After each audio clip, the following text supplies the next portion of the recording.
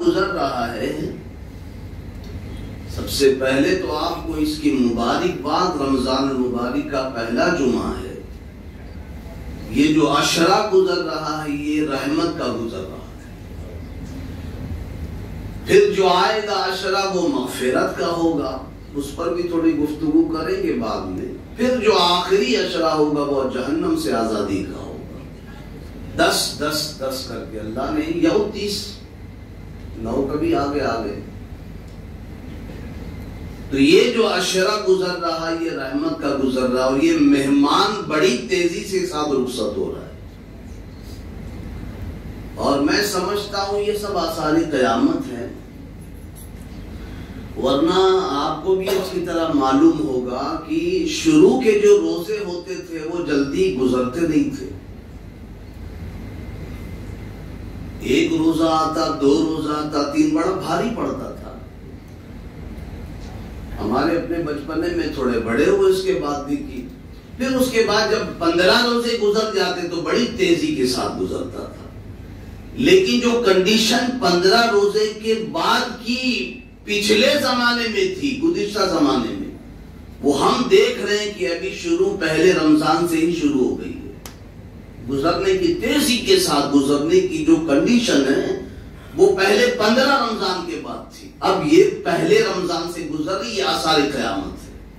نہیں، حضور نے فرمایا کہ مہینے جو ہے وہ ہفتوں میں بدل جائیں گے، ہفتے دن میں بدل جائے گا، اور دن گھنٹوں کے برابر ہوگا۔ تو جس کو جو ملے قیامت سے پہلے اللہ کرے ایمان سلامتی کے ساتھ روزے مل جائیں، اور جب روزے مل جائیں تو اللہ قبول فرمائے۔ یہ بڑی تیزی کے ساتھ مہمان رخصت ہو رہا ہے، تو اس مہمان کی قدر کیجیے، بڑی شان کا مہمان ہے۔ کتنی شان کا مہمان ہے؟ جنت میں کوئی گندگی نہیں، کوئی کچرا نہیں، کوئی غلاظت نہیں۔ بھائی ہمارے یہاں اگر کوئی گھر میں گندگی ہو، کچرا ہو، غلاظت ہو، اس کو صاف کرتے ہیں، پھر اس کے بعد گھر کو سنوارتے ہیں، سجاتے ہیں۔ سجانے سنوارنے سے پہلے ہمارے اپنے گھر میں صفائی کا کام ہوتا ہے، یہ آپ کو پتا ہے کہ پہلے ہی سنوار دیتے ہیں؟ نہیں نا، گھر کو سنوارنے سے پہلے صفائی کا کام ہوتا ہے، صفائی کے بعد پھر سنوارا جاتا ہے۔ یہ ہمارے اپنے گھر کی بات ہے، لیکن یہ ایسا مہمان ہے، اب میں آپ سے بات کرنے چلا ہوں، یہ ایسا مہمان ہے کہ جنت وہ جگہ ہے جہاں کوئی گندگی نہیں، غلاظت نہیں، کچرا نہیں۔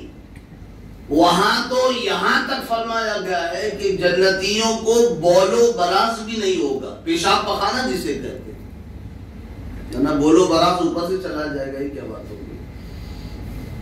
جنتیوں کو پیشاب پخانے، کھانا پینا کھائیں گے، کہاں جائے گا سب؟ کہا گیا ہے خوشبودار ڈکار لے گا جنتی، خوشبودار، ایک خوشبودار ڈکار لے گا، اور اس کے ڈکار لینے سے جو کچھ کھایا پیا رہے گا وہ سب ہضم ہو جائے گا۔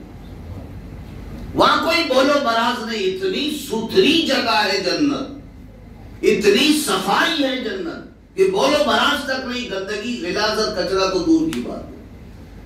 لیکن پھر بھی اس ایک مہینے کے لیے جسے رمضان کہتے ہیں، اس ایک مہینے کے لیے پورے 11 مہینے رمضان المبارک کی برکت کی وجہ سے پورے 11 مہینے جنت کو سجائی جاتی ہے، سجایا جاتا ہے۔ اتنی ستھری جگہ ہے جنت، اتنی صاف جگہ ہے، لیکن باوجود اس کے صرف اس ایک مہینے کے لیے پورے 11 مہینے جنت کو سنوارا جاتا ہے، دلہن بنایا جاتا ہے۔ ایک تو ایسے ہی جنت ہے، پھر اس کے بعد جب سنوار دی جائے تو سونے پر سہاگا ہے مومن کے لیے۔ یہ وہ مہمان ہے، تو اس کی قدر کیجیے۔ اس میں اللہ تعالیٰ نے آپ کو حکم دیا، اے ایمان والو، تم پر روزے فرض کیے گئے جیسے کہ تم پہ پچھلوں پر روزے فرض تھے۔ کبھی کبھی میں سوچتا ہوں اور آپ سے بھی شیئر کر لیتا ہوں یہ بات کہ اللہ تعالیٰ اپنے بندوں سے اتنا پیار کرتا ہے، اتنا پیار کرتا ہے کہ جس کی پیار کی کوئی حد ہی نہیں، بس اتنا بتا دیا وہ اپنے بندوں پر 70 ماؤں سے بھی زیادہ مہربانی فرماتا ہے۔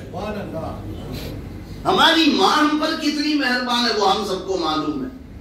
اب اللہ کی مہربانی کوئی کیسے سمجھے تو بس سمجھانے کے لیے، آپ کو سمجھانے کے لیے، ورنہ 70 کیا ہے میں سمجھتا ہوں اس سے نہ جانے کتنا گنا اللہ تعالیٰ پیار فرماتا ہے آپ کو سمجھانے کے لیے کہ اگر اللہ کا پیار سمجھنا ہو نا میرے بندوں، میرا پیار تمہارے لیے کیسا ہے، تو یہ سمجھ لینا تمہاری ماں تمہیں کتنا چاہتی ہے۔ بندہ کہے گا اللہ بہت چاہتی ہے، تو بہت چاہتی نا، اس سے 70 گنا میں تم سے پیار کرتا ہوں، اتنا چاہتا ہوں۔ تو میری سمجھ میں کبھی کبھی بات یہ آتی ہے کہ یہ اللہ تو اپنے بندوں پر 70 ماؤں سے زیادہ مہربان ہے، 70 ماؤں سے زیادہ پیار کرنے والا ہے، 70 ماؤں سے زیادہ خیال رکھنے والا ہے۔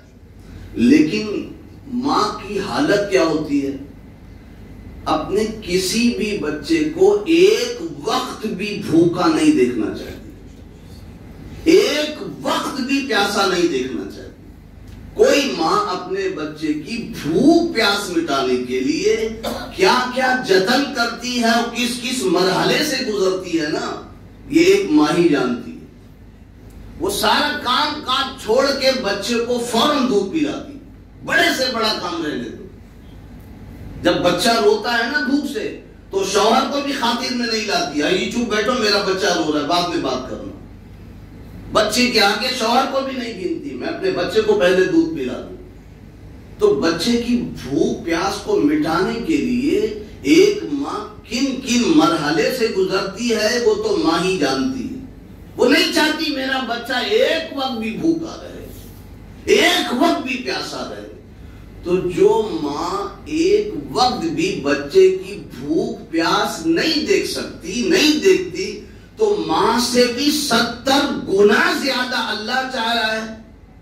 چاہتا نا بندے کو 70 گنا، لیکن اس کے باوجود بھی وہ چاہتا ہے بندے میرے بھوکے رہیں، ایک دن نہیں، ایک ٹائم نہیں، 2 ٹائم نہیں، پورا مہینہ بھوکے رہیں۔ کبھی سوچا آپ نے؟ ماں ایک ٹائم بھی نہیں چاہتی ہے بھوکا رہے میرا بچہ، ایک ٹائم بھی نہیں چاہتی کہ پیاسا رہے، لیکن اللہ چاہتا بندے میں 70 گنا زیادہ چاہتا ہوں تیری ماں سے، لیکن پھر بھی چاہ رہا ہوں کہ تو پورا مہینہ بھوکا رہے۔ جو چاہتا وہ بھوکا رکھے گا، جو کسی کو 70 گنا زیادہ چاہتا ہو وہ پیاسا رکھے گا، لیکن اس نے چاہا، فرمایا کتب علیکم الصیام، تم پر روزے میں نے فرض کیے، بھوکے رہو پورے مہینے، پیاسے رہو پورے مہینے۔ یا اللہ یہ حکمت سمجھ میں نہیں آتی۔ آواز آئے گی قدرت کی کہ حکمت سمجھنا ہے نا تو ماں کی محبت ہی سے سمجھ لے۔ اب کیسے سمجھے گی ماں کی محبت سے یہ بھوکے پیاسے رہنے کی حکمت؟ اللہ چاہتا ہے کہ بھوکے رہو پیاسے رہو پورا مہینہ، اس میں حکمت کیا ہے؟ دیکھیے بچہ جب بیمار پڑتا ہے تو ماں طبیب کے پاس، ڈاکٹر کے پاس لے جاتی ہے، ڈاکٹر کڑوی دوائی دیتا ہے کہ اپنے بچے کو پلا دینا۔ اب بچہ جب دوائی دیکھتا ہے نا، ہم بھی کبھی بچے تھے، آپ کا بھی بچہ ہے، ذرا تصور باندھیے، بچہ دوائی دیکھتے ہی کہتا نہیں میں اچھا ہو گیا ہوں۔ بہت سے بچے ایسے ایکٹنگ کرتے ہیں، نہیں میں اچھا ہو گیا ابھی ضرورت نہیں، لیکن ماں جانتی ہے کہ بیٹا میں تیری ماں ہوں، میں تیرا باپ ہوں۔ کیا کرتی ماں؟ دونوں ہاتھ پکڑ کے زمین پر پٹک کے لات اس کے سینے پہ رکھ کے، ایسا بھی دیکھا میں نے پلاتے ہوئے، کسی طرح جکڑ کر کے کہ ہلنے نہ پائے، ہلنے نہ پائے۔ اس کے بعد منہ کھولتی ہے اور کڑوی دوائی کا گھونٹ اس کے حلق سے اتارتی ہے، اور بچہ چیخ رہا ہے، رو رہا ہے، تڑپ رہا ہے، آنسو پر آنسو، لیٹروں آنسو گرا رہا ہے۔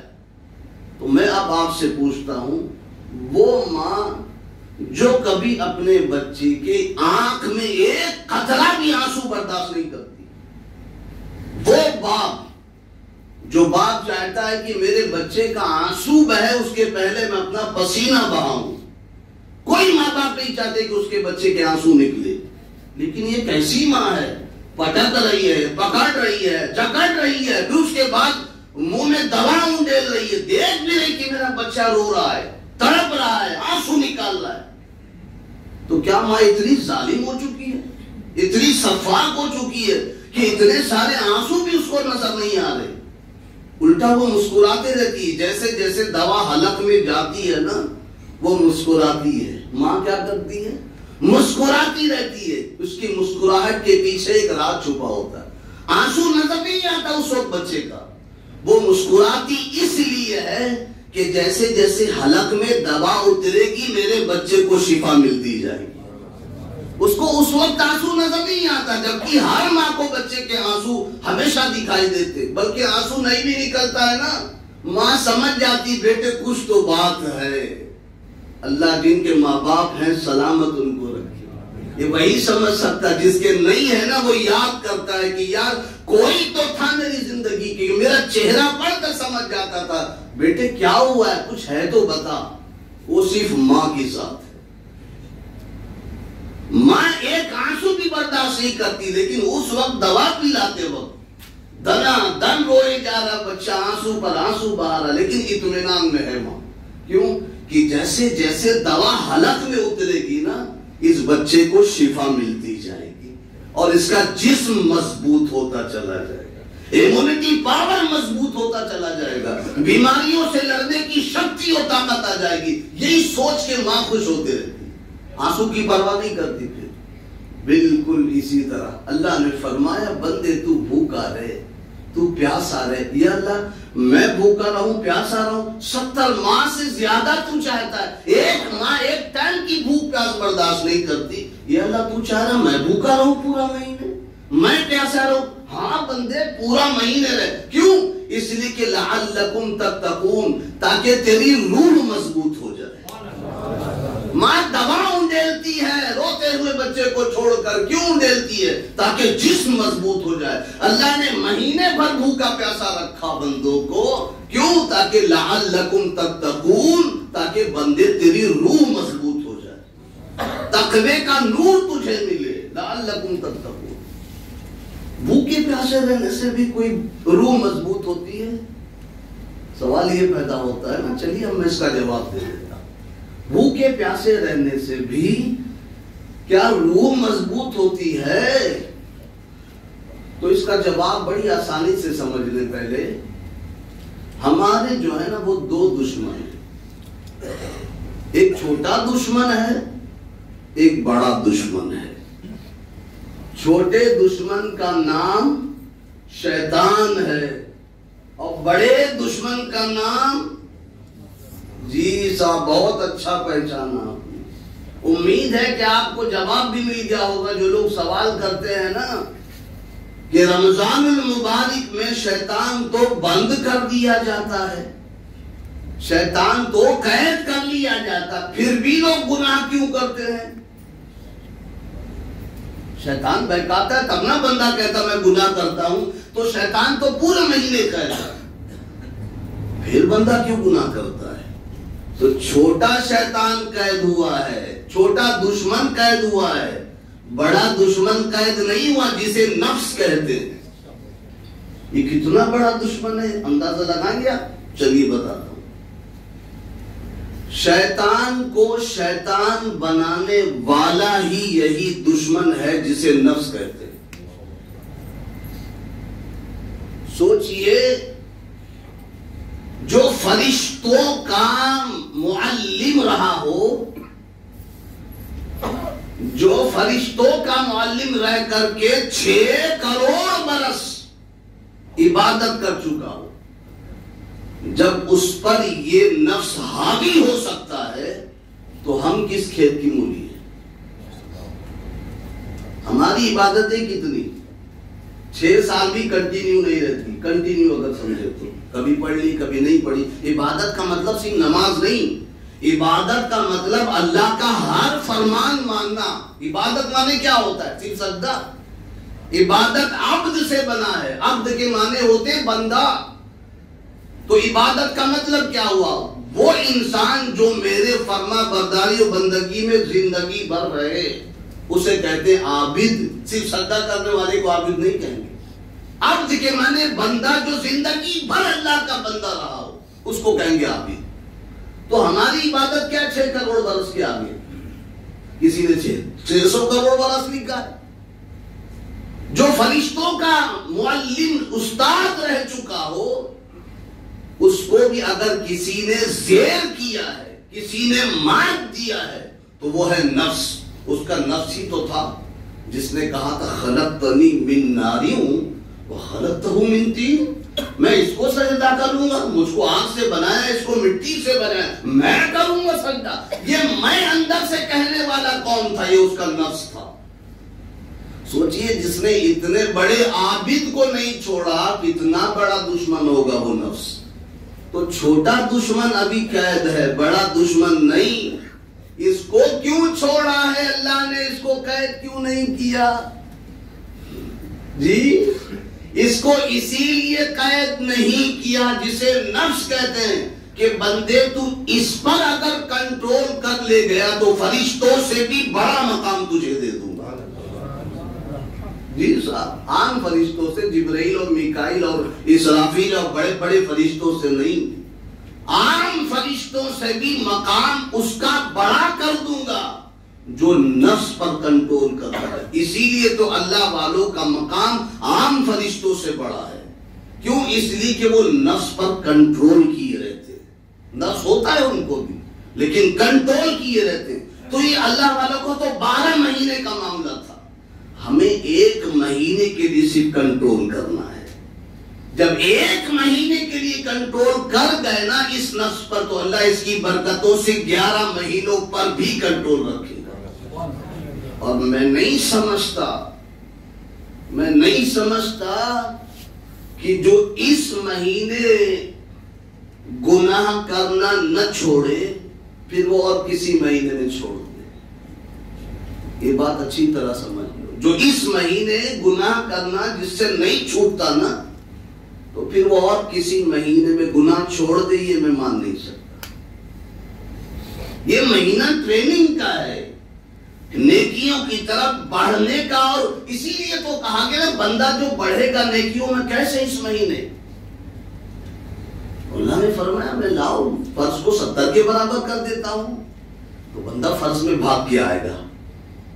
آتا ہے نا، دیکھو مسجدیں بھری رہتی ہے اور بات ہے کہ 4 دن کے بعد خالی ہو جاتی ہے۔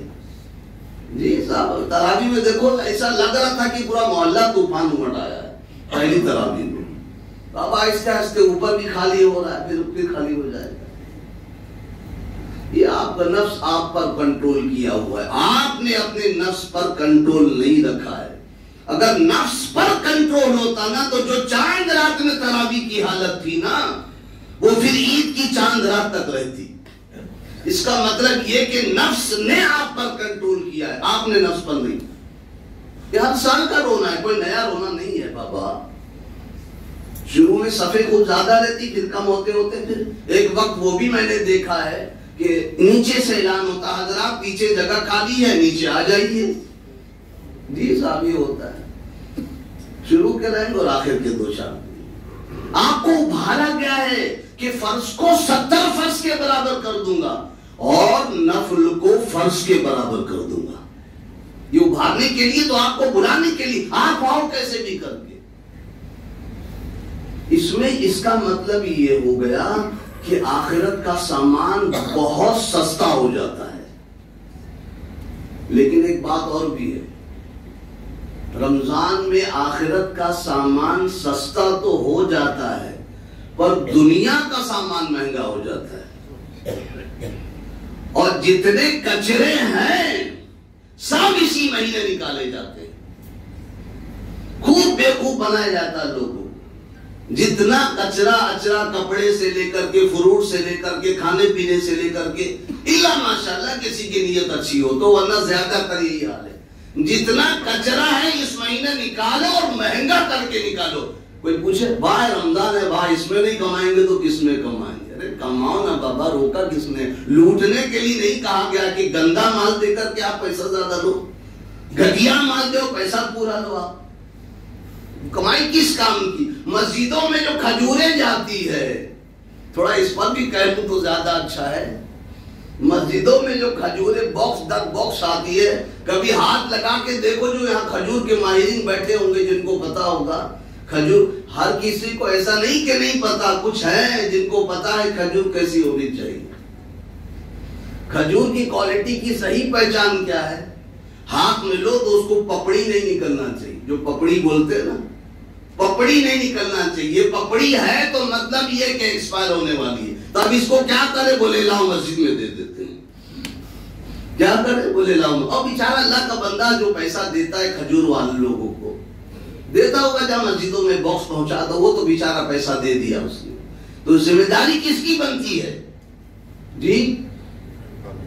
جی نہیں، پیسہ دینے والے کی بھی، صرف دکان والے کی نہیں کہ پیسہ دے دیا کنارے ہو گیا. جہاں جہاں تم مال پہنچا رہے ہو ذرا دیکھو تو صحیح کیسا پہنچا رہے ہو. اللہ کے روزے دار بندوں کو اس طرح بیوقوف بنانا اور ان کے روزے کو اس کھجور سے افطار سے شروعات کرنا، شرم نہیں آتی تم کو؟ اپنے ایمان کا جنازہ نکال رہے لوگ اس مہینے میں. کہاں تو کہاں کہ آخرت سستی کر دی گئی ہے. لوٹو جتنا لوٹنے کا، یہاں دنیا کو مہنگا کیا جا رہا ہے. لوٹو لو جتنا لوٹنا ہے، لوٹو جتنا لوٹنا ہے. کبھی الٹے اسطورے سے، کبھی سیدھے اسطورے سے. اسی بھی اس کا حال نہیں. اور اس کھجور ایک مثال دی میں نے صرف اس ایک جگہ کے لیے، میں ہر جگہ کے لیے کہتا ہوں کیونکہ یہ بیان جو ہے نا پوری دنیا میں نشر ہوتا ہے نا، تو یوٹیوب پر بھی آ رہا ہے. تو لہٰذا میں سب کے لیے میرا یہ پیغام ہے کہ اللہ کی راہ میں اگر دے رہے ہو تو اچھے سے اچھا دو، ورنہ جیسا دے رہے ہو ویسی پھر پانے کی امید بھی رکھو. پھر جیسا دے رہے ہو نا ویسا ملنے کی امید بھی رکھو. تو یہ وہ مہینہ ہے جس میں آخرت کا سامان سستا ہو جاتا ہے اور دنیا کا مہنگا ہو جاتا ہے. تو اللہ تعالیٰ اس پر جو ہے نا وہ ہمیں نظر کی توفیق عطا فرمائے.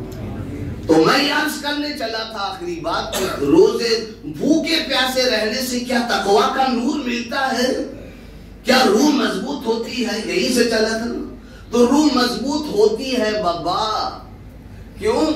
اس لیے کہ آپ دیکھو نا، جب تک آدمی کا پیٹ خالی رہتا ہے نا اس کو کوئی ہری ہری نہیں سوچتی ہے. جیسے ہی پیٹ بھرا پھر کہتا ہاں مغرب بات. آپ بتا کیا بولنے لگا تھا تو میرے کو؟ غلط بول رہا ہوں. جب تک پیٹ خالی ہے باہر خسکا مت تھا. اور روزے میں تو زیادہ کھسکتی لوگ، پتا نہیں کس پر احسان کر دیتے ہیں. اللہ جانے، اللہ پر احسان کرتے ہیں معاذ اللہ کہ خود پر کس پر احسان کرتے ہیں. بھائی روزے سے ہوں بولنا مت، ہاں اس کو آپ وہاں سے نکل جاؤ. اس لیے کہ روزے کا دوسرا نام ہی صبر ہے اور اسی کی تو جزا آپ کو مل رہی ہے. وہ جزا آپ کھو دے رہے ہو، بدلہ کھو دے رہے ہو. اور جیسے ہی مغرب ہوئی آستین چڑھا لیتے. کیوں؟ اس لیے کہ پیٹ میں گیا، پیٹ میں پڑا چارہ تو کودنے لگا بیچارہ. جی پھر وہاں بتا کیا بولنے لگا تو تقویٰ کا نور کب ملتا ہے؟ جب بھوکے پیاسے انسان رہتا ہے نا. تو میری بات سمجھے. اچھا اسی وجہ سے جو ہے نا اور بھی مذہب میں اور بھی دین میں اور بھی کہتے ہیں نا دوسروں کے مذہب میں نام نہیں لیتا، دوسروں کے مذہب میں بھی وہ بھوکا رہنے کا حکم دیا جاتا ہے. اس کو کیا کیا بولتے ہیں بابا؟ اپواس بولتے ہیں. تو پتہ نہیں کیا بولتے. وہ کہتے ہیں اس سے آتما کا شدھیکرن ہوتا ہے. یہ بولتے پنڈت لوگ کہتے ہیں کہ اپواس کرنے سے، پوچھو نا پنڈتوں بھائی اپواس کرنے سے کیا؟ کہا آتما کا شدھیکرن ہوتا ہے. میں نے کہا وار قرآن تیری آیتوں پر قربان، تو نے 1400 سال پہلے فرما دیا کہ بھوکے پیاسے رہنے سے روح مضبوط ہوتی ہے. یہ کیا کہتے ہیں؟ آتما کا شدھی، یعنی آتما صاف ہوتی، روح صاف ہوتی. تو میرے اللہ نے تو بہت پہلے ہی فرما دیا تھا. تو اس لیے مسلمانوں تمہیں بھوکا پیاسا رکھا گیا ہے، یہ بھی اللہ کا پیار ہے. اللہ پیار، اس پیار کو برقرار رکھے، مرتے دم تک برقرار رکھے. وما علینا الا البلاغ. السلام علیکم ورحمۃ اللہ.